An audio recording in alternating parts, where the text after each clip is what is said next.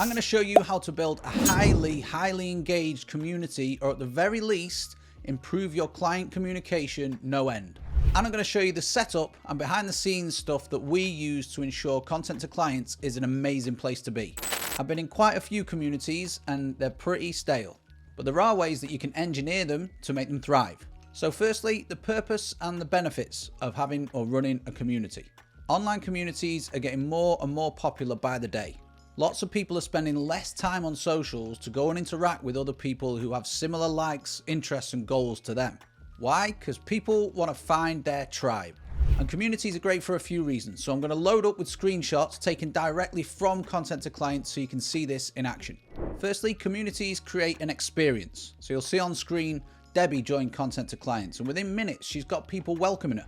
And that solidifies the fact that she's made a good decision. People don't want to be alone, and communities help them connect. Secondly, you can communicate one-to-many. So rather than pushing messages out time and time again, you can just send one message and post it to the group. Saves a lot of time as the person running the community. You can also generate social proof really easily and turn your client wins into marketing assets. For us, that's sales, leads and mindset shifts too. As you'll see on screen, Ed came in at 2.5k a month, now hitting 10k a month. Dina's been with us a few weeks and she's already sold her brand new career coaching offer for 4k. And Katie, 6 inbound leads from one post.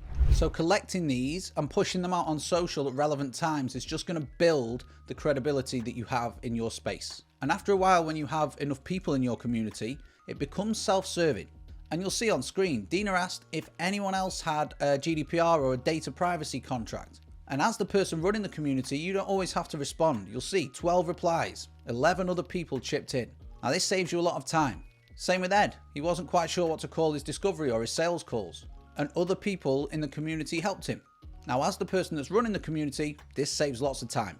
You can also turn the questions that get asked in the community into content, because your prospects will have the same questions and problems as your clients. Our client Becky asked if anyone had any VAT advice.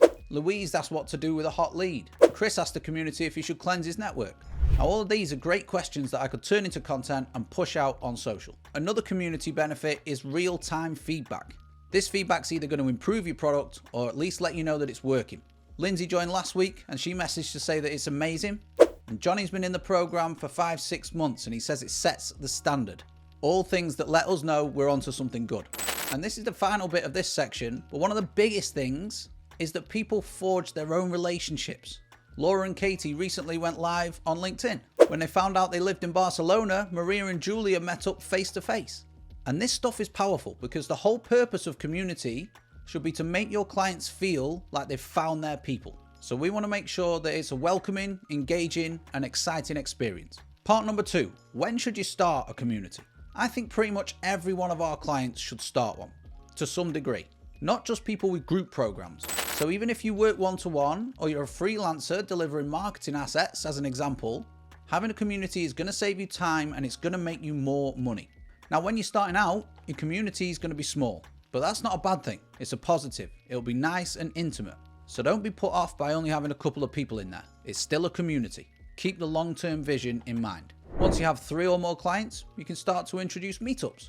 Introduce a group call once or twice a month where people can get to know each other. You can conduct Q&As or run masterclasses or have guest experts come and speak. And once you do this, your business and your fulfillment levels will start to grow. Of course, there are a few exceptions. If you work with your clients in a sensitive capacity or only work in one industry, so you have clients that are direct competitors with each other, you might not want to do it. But other than that, keep watching. Section number 3, choosing a platform. So when you're ready to start a community, you need to find a place to house it. Where's this community going to live? What platforms should you consider? There are quite a few out in the market and we considered lots of them. Discord, WhatsApp, Facebook groups, School, Telegram, Slack, Kajabi, the list goes on. But before you go ahead and choose a platform, you want to consider a few criteria: price, accessibility, and ease to maintain.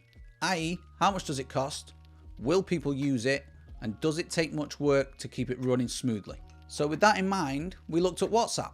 A couple of downsides: if you've only got one phone, you'll have your clients mixed in with your friends and your family. But even if you have a business phone, WhatsApp's only one thread of communication.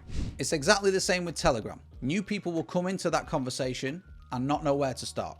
Then we looked at Facebook groups and we remembered how low the engagement was. Next, we tried the Kajabi community, which is still in beta and it feels mega disconnected. Then we looked at Discord, and that might be a bit too complex for some people. Then we looked at Skool. Great platform, but it's not instant. You don't get instant replies from people. So you probably guessed it, we chose Slack.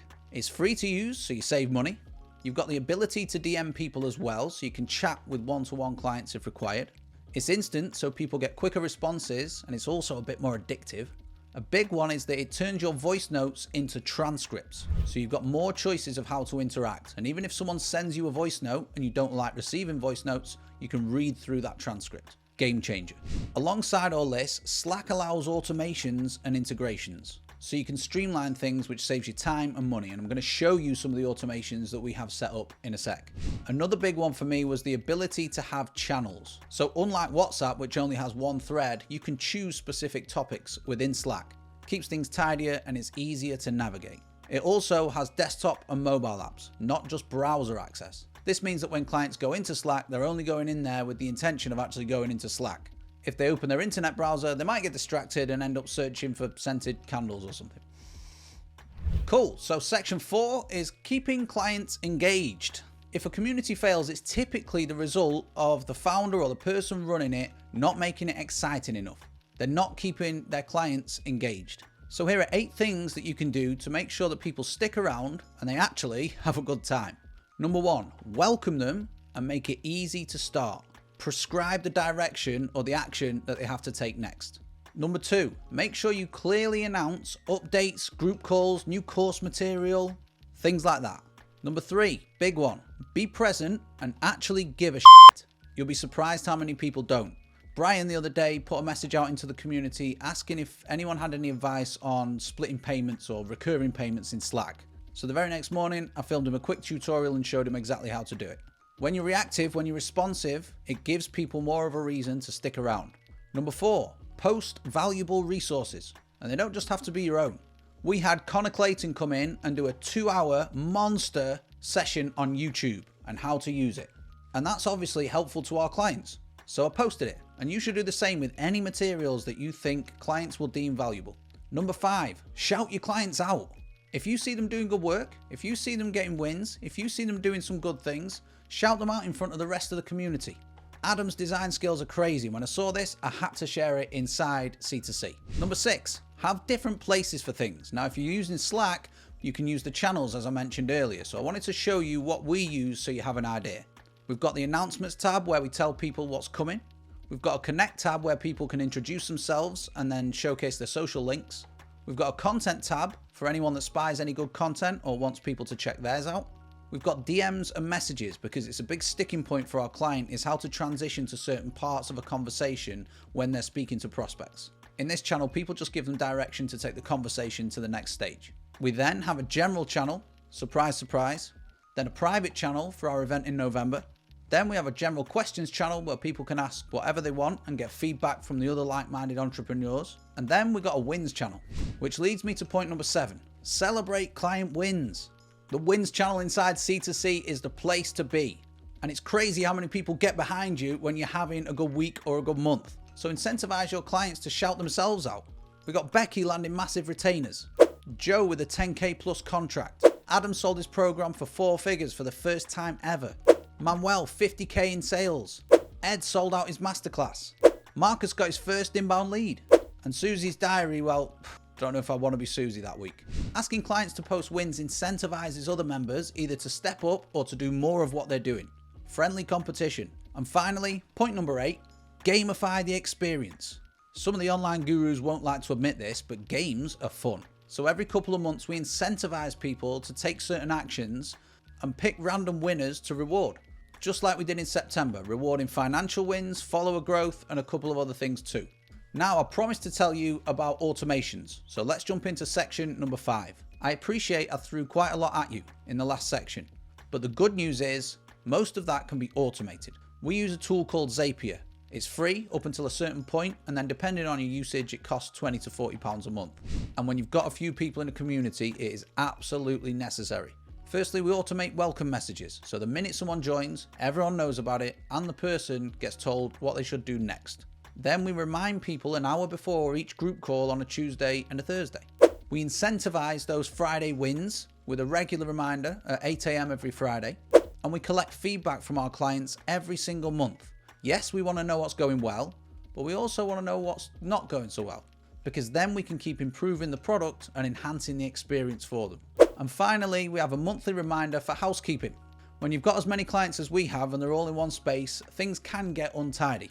So we like to remind people just to reply in thread and keep things in the relevant channels. Again, sounds like a small thing, but if you had loads of people commenting everywhere and the comments were irrelevant, then other people are just going to zone out. And the last section, section number 6, are just some other things to consider.